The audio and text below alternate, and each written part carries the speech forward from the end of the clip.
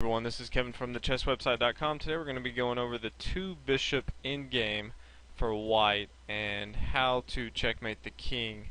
If you haven't studied this before, this would be a very good opportunity to learn different techniques, and even more so than just checkmating the king, just learn how the bishops can work together well when attacking. You can use this if there are more pieces on the board, but if you just have two bishops, we're going to go ahead and get into it and show you how to go about it. So first thing you want to do, now keep in mind as we go over this video, there are many different ways to checkmate the king, and no, I'm actually not going to be showing you the fastest way.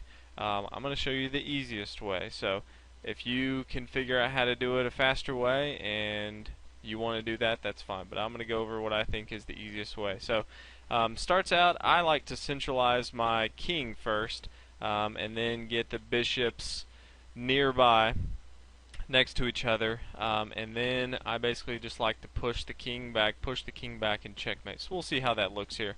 White moves first. White's just going to move up here, and black king is going to move as well. b5, really doesn't matter where he moves. And I'm going to go ahead and centralize my king here at d4. And black's king is going to go ahead and move back. And I'm going to go ahead and centralize my first bishop. Again, this is a key concept. Centralizing your bishops, activating your king nearby, and then pushing the king back. So black's going to go ahead and move, and I'm going to go ahead and activate this bishop here. As you can see, this white bishop, is taking away this long diagonal on the A to H file, and so the black king is limited now to these green squares that I have highlighted. So he's going to have to go ahead and go that route. So you can already see the limited space that the black king has.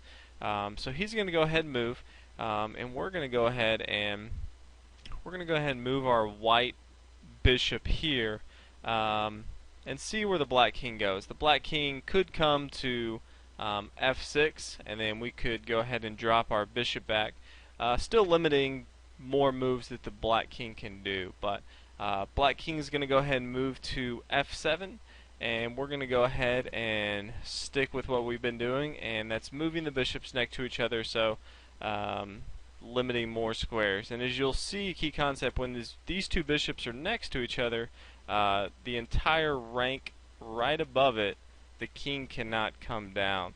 So this sixth rank here, the king cannot pass, and so we are really taking away squares that the king can go to, and we have not moved very much. So we're going to go ahead and continue. Black king has to move to one of those squares, and he moves. And now we really don't have any good moves for the bishop, so we're going to go ahead and start to activate our king a little bit more. And black king has to retreat, and we're going to go ahead and bring our king to a better position. And black king is forced to move back with this long diagonal, and he couldn't come here because of our king. And so now we are going to do our first check. We're going to go ahead and move our white bishop here. He can come back to f8, or he can move to d8. Those are his two moves. If he does decide to go d8, we'll take a look at that. Or if he moves to f8, it'll be more the same. We will move our bishop here, and he'll be confined to even less space. But if he does decide to move to d8, then we are going to simply do the same move as if we would gone to g8. We're going to go ahead and move our bishop to f6, and this limits the black king to one space. He can only move to this c8 square. Our bishops have cut off these moves, and again, he can't move this rank here because of our king. So black king has to move to c8 square. And now we're going to go ahead and move our king. We're going to go and activate him, use him a little bit more. And again, since we have this bishop on this diagonal, the king is again limited to only one space. So black king is going to move there, and we are going to continue our activation of our king. Now, black king can move either place, A or C. Either way, he's going to have the same fate. So pretty much the same moves are going to happen. If he moves to A8. Then we're going to a slow move. We're not going to put him in check yet, but we're going to go ahead and put our bishop here on F5, limiting to this B8 square, getting ready for a two-move checkmate. So black is forced to this B8 square, and now we can pretty much use both of our bishops. First move is going to be this E to E5 square, forcing him back to the A8 square. Now notice if we didn't put our light square bishop here earlier, then the black king could retreat back to this C8 square, but since he was nicely placed here, the black king is forced to retreat to this square, and then the light square bishop is going to come down and checkmate him. So that's obviously if he goes to the left to the D8 square. We're going to go ahead and take a look if black decides to move to the F8 square. And again, like I said before, we're going to go ahead and continue what we've been doing. We're going to bring up our bishop to the F6 square and block off the king's mobility. Black king now has two moves, or two spaces he can move to. Only one he can move to, but two available squares. And so he's going to be forced to go to the G8 square. And from here, we're going to go ahead and, like we've always done, we're going to activate our king, get him alongside the bishop.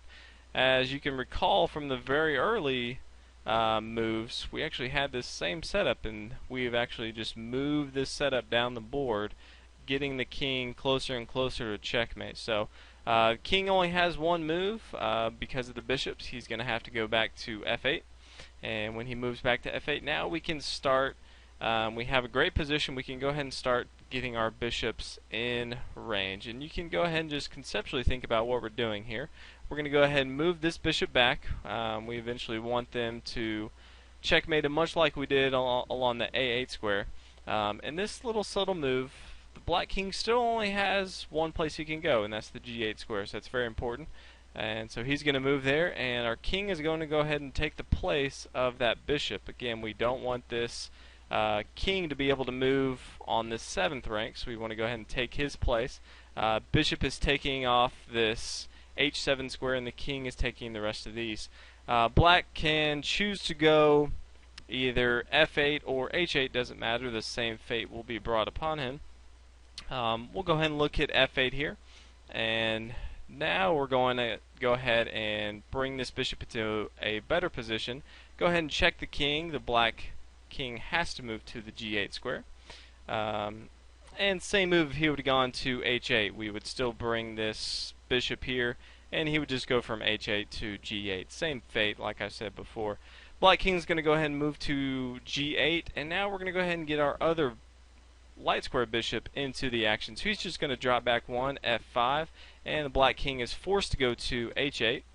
And we are going to go ahead and, like we did with the dark square bishop, we're going to go ahead and take the place of our light squared bishop with our king here. So again, he cannot move along this 7th rank, and the black king is forced to move along the 8th rank on the G8 square, his only move. So he's going to move to the G8 square, and then much like we had on the other side, it's a very easy win from here. White's going to go ahead and move his light square bishop check. Black is forced into the corner, and white can go ahead and come down with his dark square bishop and checkmate the king. So hopefully you all enjoy this video. Like I said before, there are very, very many ways to checkmate the king with two bishops. I feel like this is the easiest.